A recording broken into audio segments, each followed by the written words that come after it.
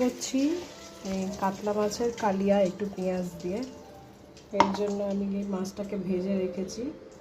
আর তোমার মশলা করে নেবো। এখানে হচ্ছে একটু গোলমরিচ দিয়েছি, আদা, রসুন, জিরে, টমেটো আর অল্প একটু পেঁয়াজ একসঙ্গে পেস্ট করে নিচ্ছি। আর এখানে তেল গরম হচ্ছে, এর মধ্যে আমি পেঁয়াজটা দিয়ে দিচ্ছি।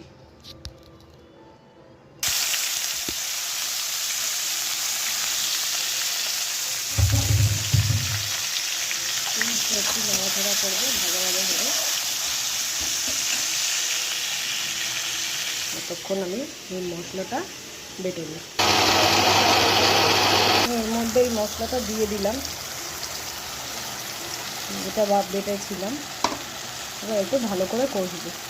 এবার আমি এর মধ্যে একে একে একটু হলুদ দিয়ে দিচ্ছি আর একটু সামান্য লঙ্কা গুঁড়ো দিয়ে দিচ্ছি। ভালো করে এটাকে কষবো।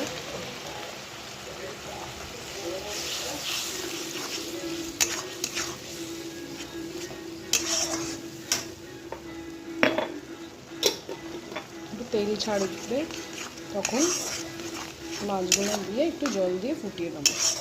তখন একটু কষবো তেল ছাড়া অবধি। এর মধ্যে টমেটোটাও দিয়ে দিচ্ছি, একটা টমেটো। দেখো বন্ধুরা, আমার তেল ছেড়ে গেছে। আরও একটুখানি কষলে ভালো হয়। একটু কষে নিই, তারপরে মাছটা দিয়ে জল দিয়ে দিই। দেখো বন্ধুরা, আমি মাছগুলো দিয়ে দিয়েছি। একটু হয়ে গেলে এরপর নামিয়ে নেবো। একটু ফুটতে দিই, ঢাকা দেবো একটু জল দিয়ে, তারপরে নামিয়ে নেবো। আমার কাতলা মাছের কালিয়া হয়ে গেছে। একটু ঝোল ঝোল রেখেছি।